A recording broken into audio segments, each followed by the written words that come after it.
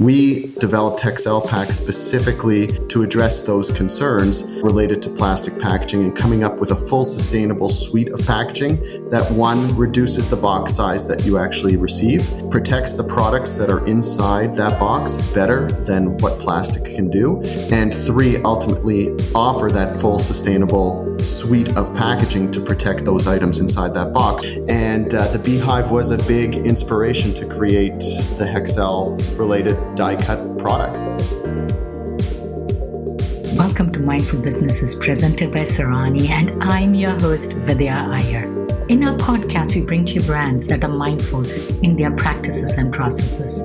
A mindful business adopts and employs sustainable social, economic, and environmental practices. Today, we have with us Lorne Herszkowicz, partner of HexcelPack, sustainable solutions that work. Welcome, Lorne. Thank you. Growing up in India, we used to get most of our shopping from the neighborhood grocery store. Now, with the advent and growth of e-commerce, we often get a box which is about 40% filled with packaging padding. According to Oceana.org, Amazon.com generated in 2019, before the pandemic, 465 million tons of plastic. These consisted of bubble wraps, packing peanuts, air pillows, etc. How big is the e-commerce packaging industry? So, great question, and thanks for the opportunity for doing this with me. The e-commerce marketplace, from a protective packaging standpoint, is in the hundreds of billions of dollars. And the significant amount of that packaging is plastic related, as you noted, regarding Amazon.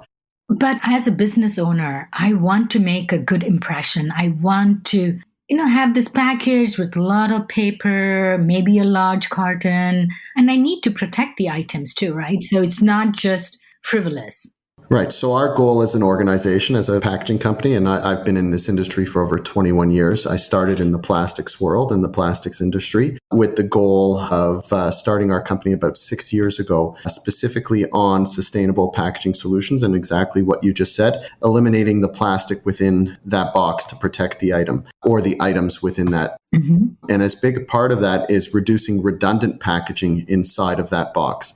What does that mean? Exactly what you said. If they're wrapping the item in bubble or they're wrapping the item in foam, and then they're taking that product and they're putting it in a box and then ultimately filling the rest of the box with air pillows, in our minds, that doesn't meet the need for a great end user experience, especially from a sustainability standpoint. So we developed HexcelPack specifically to address those concerns related to plastic packaging and coming up with a full sustainable suite of packaging that, one, reduces the box size that you actually receive, protects the products that are inside that box better than what plastic can do, and three, ultimately offer that full sustainable suite of packaging to protect those items inside that box. So when a consumer does receive it and open that box, they get that experience that they're looking for, that since plastic has such a negative connotation in the marketplace right now, paper being the most sustainable option out there in the marketplace right now, they see that product, they like the product, their customer satisfaction with that product goes up, and ultimately the image of the companies that are using that product definitely goes up as well, because that gets them their sustainable targets or their sustainable benefits that they've always been talking about and actually implementing it. But often now people are recycling the plastic, right? Or reusing it. What happens to the ones which are not recycled or reused? Where do they land up? Very great question. And we've done a considerable amount of research into that. And a good site to actually look at is called theoceancleanup.com. And they specifically are out there managing that process of really understanding how much product goes through the recycling stream, how much product actually gets to the recyclability companies to actually regenerate post-consumer waste or post-industrial waste and reuse that back in the stream. And they estimate that there's over 5 trillion pieces of plastic that doesn't get necessarily to the recycling stream and actually ends up in the oceans.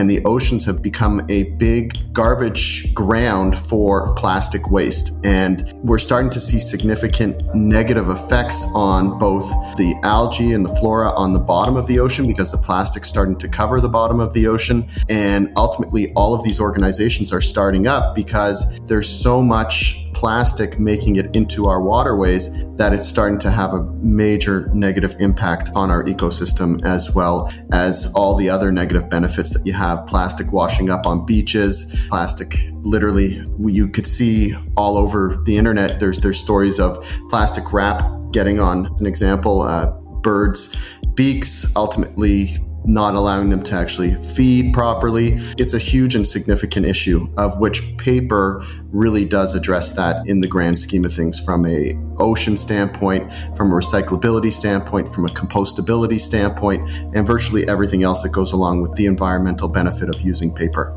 So there's a lot of talk about the Great Pacific Garbage Patch. Where exactly is that located? So Great Pacific Garbage Patch is basically in the North Pacific subtropics. And I actually have some statistics from 2018. And that's where this statistic of where they have 1.6 million kilometers squared containing nearly 80,000 metric tons of buoyant plastic waste. And that's debris also from fishermen, that's debris from dumping, that's debris from basically any aspect of getting rid of waste in a stream. So it's a significant and major issue that needs to be addressed. So when I think about this Great Pacific Garbage Patch, I'm just imagining plastic bottles just floating up on the surface. It's not just that, there are tiny microplastics, right, too, which kind of make the water murky. They make the water cloudy. Good point. And I use the example, I'm not going to mention the name, but a major retailer that used to have antibacterial soaps that had these microbial pieces of plastic that were used to actually as an exfoliant for your hands. And those were made of little microplastics. And all of those pieces they realized could not be separated as part of the water and sanitation stream. And all of those little microbial pieces got into the ocean to a point where they finally realized that the significant impact that small plastic actually is having on the flora, on algae, on the ecosystem, on animals actually eating those little microbial pieces of plastic. And ultimately, they ceased using those items in their soaps. So very good point. Creates a whole host of other issues within the ecosystem as well as the water, and it's a significant issue. So the plastic that we are talking about, which is in our waterways, which has not been recycled, is about 20 or 30% of the overall plastic which is not recycled. I don't know the exact amount, but I know that in 2016 through 2018, they suggested over 30% of plastic waste was making it into our water system and not being recycled. So 70% is still on land, right? And of that 70%, a lot of that's making it to the landfill and not actually getting recycled. So a very small portion actually gets through the recycling stream. So if you go to a typical landfill site, the amount of plastic that you would see there is far greater than you would expect. And a lot of the plastics that you see coming through the recycling stream cannot be recycled. Call it a plastic mailer. There's something called a poly mailer, where if you've got a paper label that's attached to that actual poly mailer, you cannot recycle that product. So that ultimately, when it gets to a recycling stream, gets rejected and ends up going to the landfill. And we're seeing more and more of that today, where you need to have a product that is 100% recyclable to be able to get through the recycling stream. Otherwise, a number 7 recyclable product, where most jurisdictions or municipalities don't have the capabilities of recycling that product, ends up getting to the landfill anyways.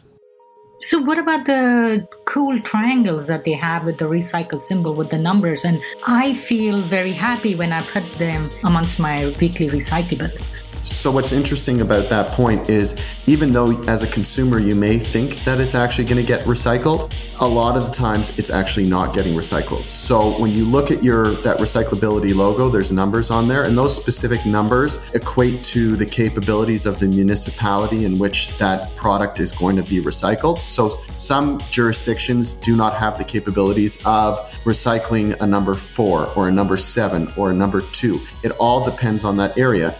And you also have, if the product's contaminated and can't go through the recycling stream, that would get rejected as well. So where I'll use the example of a polymailer as well, because that's within our industry, where it says it's a number 4 recyclable, it's only a number 4 recyclable if you don't have a paper label on there. So you have to actually cut off the paper label from that bag in order to make it 100% recyclable. There's new organizations that have started up, like Cradle to Cradle, as well as How to Recycle, and they're getting a lot more effective at putting the right information on the packaging so the consumer could really know if the item they're throwing in their blue bin or the recyclability bin is actually recyclable in their municipality or within their jurisdiction.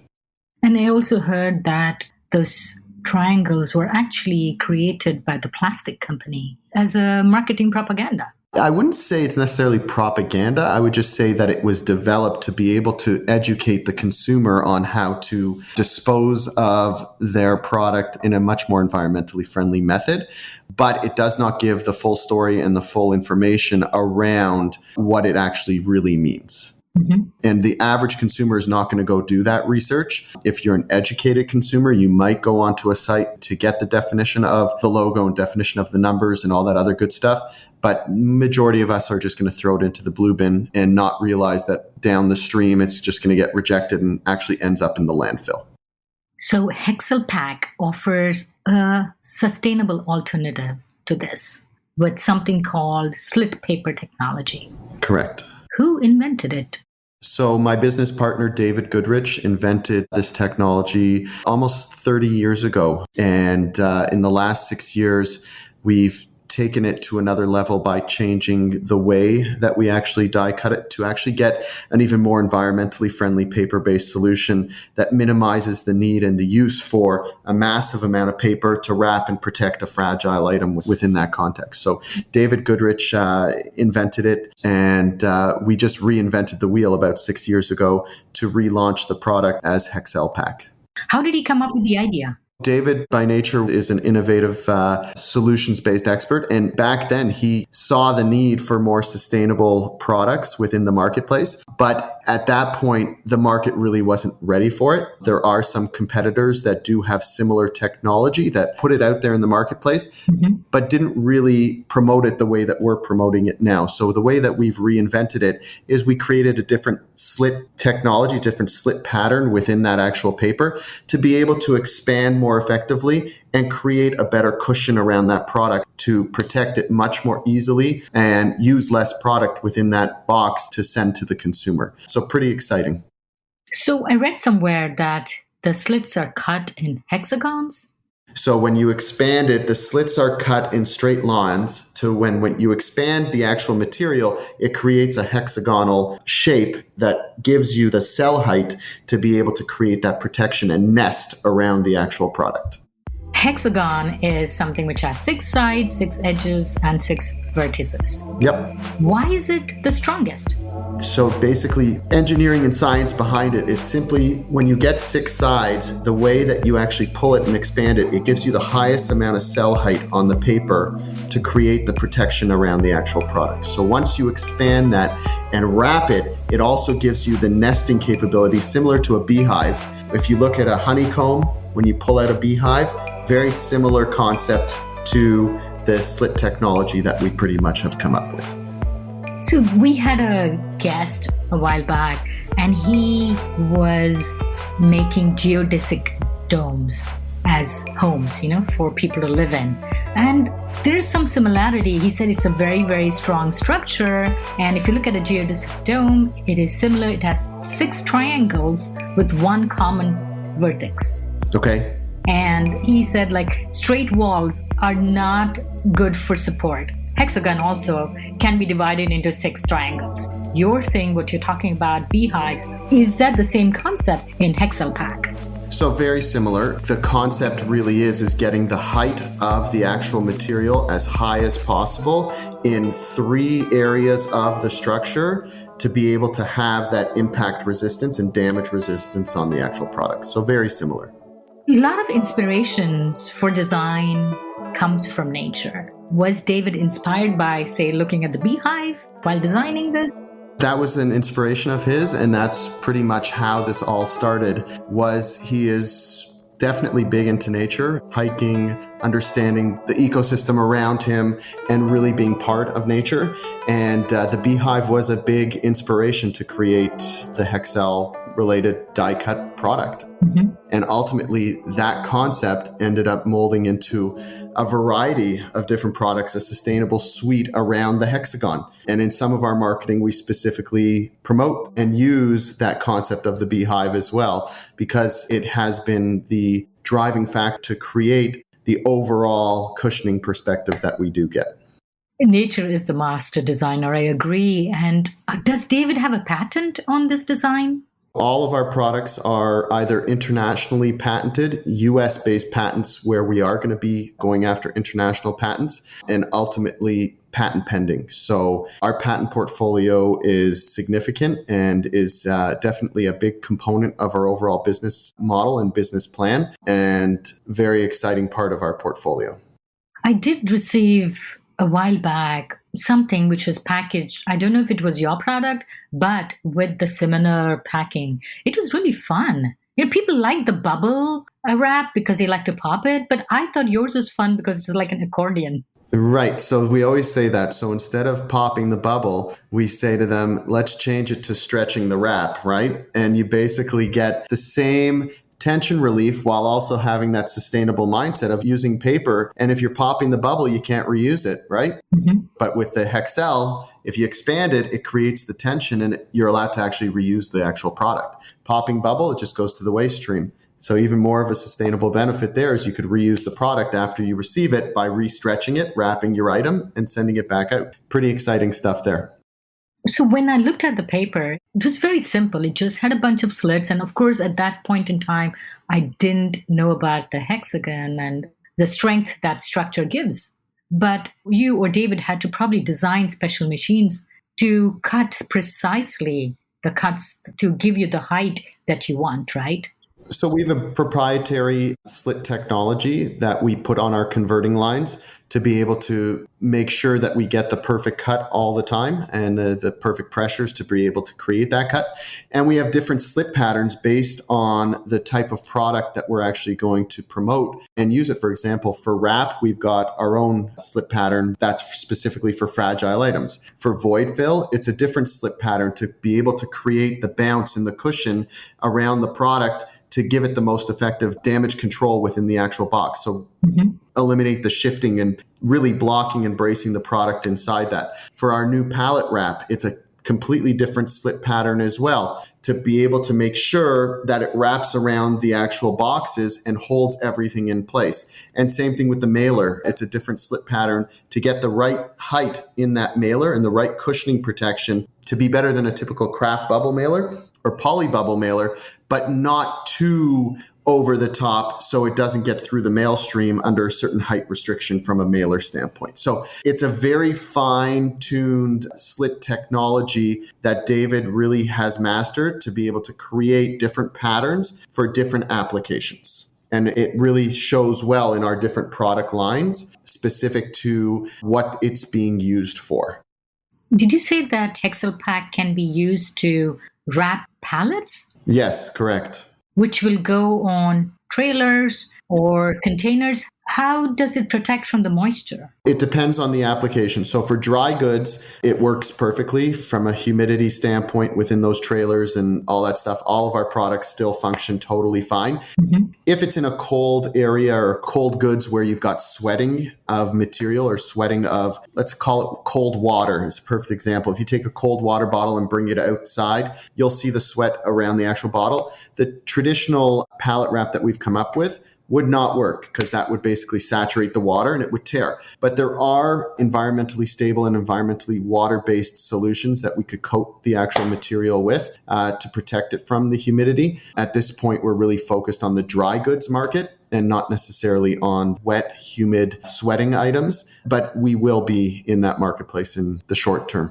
So what kind of paper do you use? So we use PEFC certified, and I know you're going to ask me for the exact verbiage of what PEFC stands for. So the PEFC is the Program for the Endorsement of Forest Certification. All of our paper comes from some of the most sustainable forests in Canada and some of the most sustainable forests in the world. PEFC certification is very well known from that standpoint. They really do not clear cut forests. It's regentrified forests, and actually forests where Canadian government actually says go in and start cutting down to create paper or lumber because there's risk of forest fires. There's risk of an insect that's coming in from outside of the world that could be infesting the area. Or ultimately, the trees are just getting too big. They got to regentrify the forests. And as part of PEFC, all of that log that is used as part of the cut is used as either lumber, it's used as either paper, it's used to heat the mills, it's used, the entire log that they cut down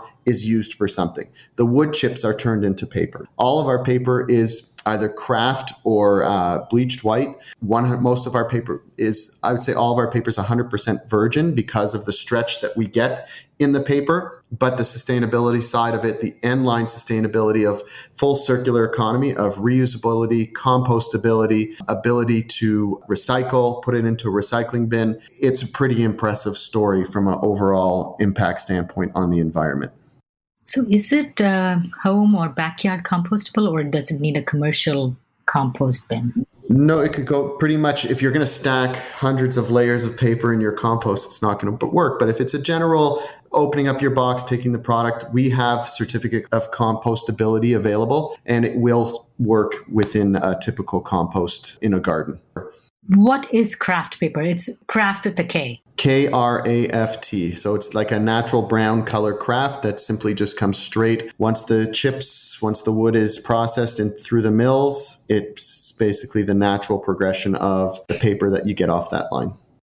So I'm assuming that your wrap can be reused, right? Many times. It could be reused as many times as you could stretch and create the tension to wrap around the actual product. 100% always be used as extra void fill inside someone's box. If you're reshipping, to wrap it, it will lose over several times some of its cushioning characteristics, but it can be reused, recycled, and basically put in a compost bin as well. The other advantage that I see of your product is because it can be wrapped tight, right? As against, say, the air pillows or the foam peanuts that are there. This will overall reduce the size of the shipping carton. Correct. And reduce the amount spent on the carton, amounts spent in shipping costs, and also, of course, the environmental impact of both of those things. So we ultimately go into an account and we call it a return of change. So we don't necessarily call it a return on investment because you're not investing in equipment here. You're investing in a product change. So we'll take into account all of the variables that it takes to pack their items. So in that, there's labor, there's ultimately reduction of packaging, so reduction of pack size. In some cases, we actually eliminate using boxes by switching people into the mailing bag because we offer more cushioning than a typical kraft bubble or poly bubble mailer. So they now go into a completely different category where you don't need void fill, you don't need tape, you don't need to put wrap around the actual product. You're just dropping it in a bag, closing it up, and ultimately your overall efficiency goes up and your total cost of packaging goes down. Space savings within a warehouse environment, especially against traditional bubble wrap, huge savings from space standpoint. The ease of use and the fact that our product, when you wrap the items, you don't need any tape to secure it. It secures itself, is a huge win. So you eliminate redundant packaging. So you eliminate the need for tape. Like you said, the box reduction side of it, we typically don't need void fill. If we wrap a fragile item in our product, we prove out that you actually don't even need to fill that box with void, that it will protect itself. Even though end user will be comfortable putting void fill in there. Sometimes we actually recommend not using void fill because an end user will have a set of boxes. But we do offer, and we do say to them, there's something called a scored box where you could create the box to the size of the product that's inside that box. Mm-hmm. And that's from a dimensional cube standpoint. Think of the carbon footprint that saves going on a FedEx, USPS, or UPS truck. You'll be able to put more on a truck. You'll be able to reduce your dimensional cube. You'll be able to reduce your spend on packaging. It's virtually limitless what you could do with our products to create a return of change that is significantly better than what you're currently doing. At the end of the day, huge dollar savings for the end user. There's big environmental impact from a sustainability side of it. And we just spoke about all those key benefits. Customer retention, customer satisfaction, ease of use, reduction of energy used within a work environment because all of our solutions are manual versus automated, reduction of maintenance, I could keep listing them on and on and on and on. It's virtually limitless what we could do with the actual product. When you talked about customer perception, one of our early guests, literally my second or third guest, is a brand named Zojila. And he's a very creative designer. And this is, I'm talking even almost 10 years ago. And even at that time, he had informed his customers that the outer packaging, it would be a reused cotton. And it was a novel concept 10 years ago where as a fresh new brand, it's a luxury design product, but I will send it to you in a reused carton. How do we educate the customer to be okay with something like that?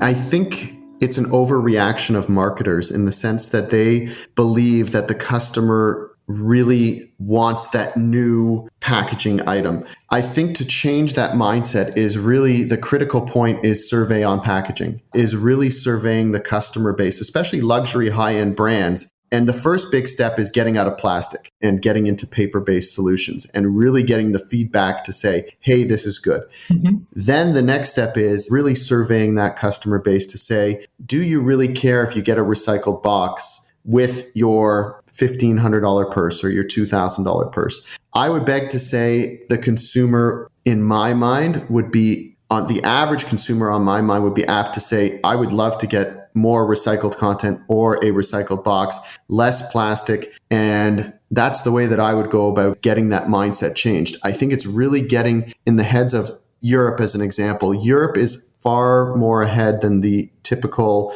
American state when it comes to laws around sustainability, plastic-based packaging. And the ability for Europe to be able to integrate and adopt has been a lot quicker than the US marketplace. And how did they do it? They just changed it. I think behavior change in the US, in the American marketplace, takes a lot longer. And if you do significant amount of surveys of the customer base, I think marketers and packaging design engineers and packaging companies will tend to realize that we're perceiving it that the customer wants the new box, but realistically, the customer really does not care at the end of the day, as long as we're protecting the environment, as long as climate change is at the forefront of developing new packaging products. And if they could help as part of the process, I think that they would be part of it. I have a customer that actually had, when eBay first started, a box that is exactly what you were talking about, where it was a returnable box and you actually wrote your name on the box, and it basically showed how many times that box was used in the stream. And it's like the dollar bill where you actually put your name on it and you see it as it goes around and being used across the country. Same thing with the box. And everybody felt that sense of joy that they were having that positive impact in the packaging stream by reusing that box. So I think more and more just getting the knowledge out there that customers really don't mind getting paper-based products, recycled products, will change and shift the behavior accordingly. Your passion is apparent in the way you are talking about the environmental impact and HexcelPack. How did your journey start with this company? Like I said earlier, I started in the plastics industry 21 years ago. I worked for one of the third largest protective packaging manufacturer. And back then, it was all plastic-based packaging. Paper really was not at the forefront. We were laminating plastic to paper, which was definitely not recyclable. Mm-hmm. And then probably I left there about 9 or 10 years ago and focused my business specifically on what end users wanted. And I saw the light from a sustainability standpoint and started building partnerships with companies that offered sustainable solutions. And about 6.5 years ago, I met David, and David came to me. We met at a restaurant in New York, and he's telling me all about this product. And I'm thinking to myself, I don't know if that's really going to work yet. The market's really not there. But we decided to continue to talk and go through it. I had significant relationships with some of the top retailers in North America. And we started to say, hey, let's start to promote and let's start to show it to people and see where they go with it. And we started to get some traction, and people started to love the product. So David and I formed a partnership and said, we're going to go full throttle ahead with this.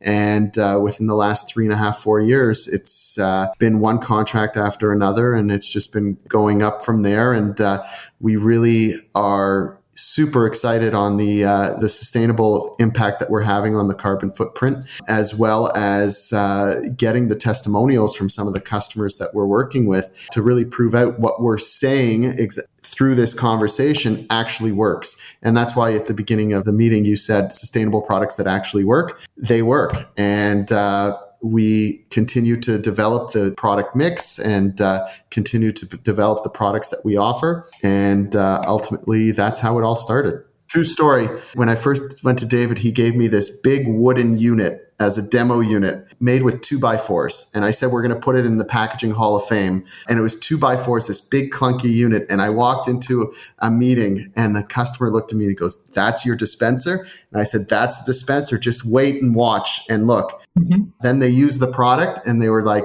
sold. And from that day onwards, we continued to develop. Now we've got smaller footprint units and we're a real company now. It's not like we're just starting up, but we're very entrepreneurial, and we just liked that the marketplace that we're in, and e-commerce, as you said, has been our major success. I didn't quite get the 2x4 part of it. Oh, so we have a dispenser that our rolls are on. It was just like a homemade 2x4 system instead of like a professionally looking dispenser that you would typically see from a manufacturer coming in to show it. It was just like literally this prototype out of 1920. Ultimately, we sold it using that prototype. So it just shows that the product had merit. And then ultimately, we designed a real unit specific for industrial applications and went on from there. So was this a chance meeting between you and David, or was it a planned one? It was a plan. One of my colleagues introduced me to him, knowing that I knew this marketplace very well from a sales standpoint. And David knew the marketplace from an engineering and product innovation standpoint. And it was a perfect marriage from that standpoint, where we both could work very well together in succinct different areas. Me being sales, him being operations, and ultimately meshing together was a great fit for both of us. So where are your products made? Our current manufacturing sites are Marion, Ohio, and we've just placed some equipment in our Connecticut facility, which will be fully operational within the next couple of weeks. We also have a licensing agreement on our mailer product line, which are being made in Blythewood, South Carolina, and will be made all across North America and Europe in the very near future as well. Most sustainable solutions come at a higher cost, which can be a barrier for adoption, especially for a business person whose margins are really thin. Should I spend on the plastic, air pockets, the packing peanuts, bubble wrap, air pillows, yep. How does HexcelPack's prices compare to these alternatives? It all depends on the application and the product. So when it comes to our core items, when we take a look at the ROC, the return on change or the return on investment, if you want to use that word, we usually show a significant savings for the end user. But that takes into account damage reduction, box reduction, redundant material reduction. When it comes to a product-to-product comparison, it depends on the product we're competing against. Sometimes we're more expensive. Sometimes we're a lot less when it comes to the individual product. It depends on what we're comparing ourselves to. Mm-hmm. If it's standard bubble, we'll be a little bit more expensive on the material side. But overall, when you take into account not having to use tape to secure it, the time it takes to pack, just those two items, we'll find a winning situation every time.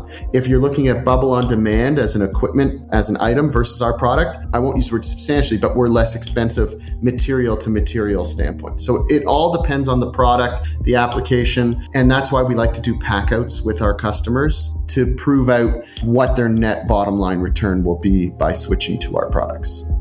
So when we talk about the anxiety that marketing departments have about packaging and what the expectation are of the customer, how can you help them realize that your solution is sustainable and acceptable to the customer? So a lot of the times when we go into an operation or a customer account, we take a look at what they're currently doing. And we do pack-out studies with them, as we stated before. And in those pack-out studies, we show them the current method of packaging and then the optimized method of packaging that we're pretty much trying to promote as a solution. Where we run into some issues is the purchasing department is typically in charge of taking all of those items within that product spec and putting those out to RFP or RFQ and really just ultimately hammering price down on individual items. So what we do is we end up going back and working with the operations team, VP of operations, operations manager, that can ultimately change the specification or the SOP, standard operating procedures, within their work environment, and then bringing that back to marketing and purchasing to get the overall approval of that new spec or new product. And ultimately, what does that do? We say, hey, let's take the current method of packaging. Let's do the ROI, ROC on our method of packaging. Let's show the net potential bottom line return for both purchasing and marketing. And ultimately, let's do a test study with the consumers. So we spoke about surveys. Let's start packing out hundreds of packages with our product. Not even. Start with 10 packages. Send it to all your senior vice presidents, your CEO, your president of the current method of packaging and then our method of packaging. Get their feedback. Once you have that feedback, start sending out hundreds of packages to your customers. Get their feedback. And ultimately, the net return of the solution that we have given will both be impacted from a net bottom line return benefit for our customer, and then your end user customer satisfaction and your customer retention will show because you're now becoming a much more sustainable operation, and the behavior change or the shift of packaging change will be a lot easier within that environment by working it through a process like that.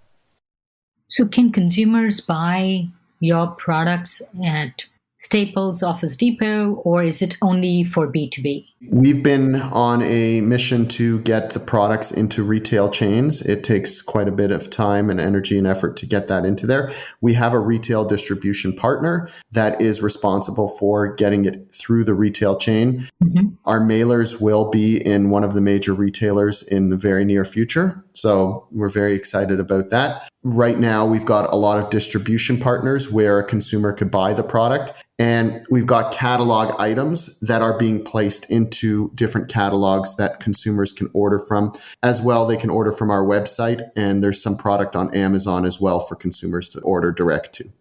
Your technology, as complicated as it is, when you look at it, it looks fairly simple, easily reproducible, easily copied. Yep. Has that been a problem? So there are copycats in the marketplace, and we are not too concerned based on the breadth of products that we offer and the sustainable suite of products that we offer. Our patent protection is going to go a long way once it issues. Unfortunately, we all know with China and their perceptions on patents and all that stuff that there will be some I use the word breakthrough. I'd like the breakthrough word. There are going to be some breakthrough of copycats in the marketplace. But again, if we've got the right partners as part of the distribution model and the right end users, and they understand that the patent protection is out there and they understand the value within that, and they understand the total value of a switch to a product like ours, we're not going to really have that much of an issue longer term with copycats. Short term, 100%. Mm-hmm. But we could weather that storm and we're really not concerned. Our technology, no one else will get the stretch that we get on the actual paper. No one else. And if they are copying that, then they will find themselves in a little bit of trouble in the near future. Wishing you and David all the best and all the success for a sustainable future. Thank you for your time and thanks for doing this. We really appreciate it. Look forward to great things and hopefully you'll see the product in a lot of your packaging that you get in the near future. We were talking with Lorne Herszkowicz on mindful businesses. This is Vidya Iyer.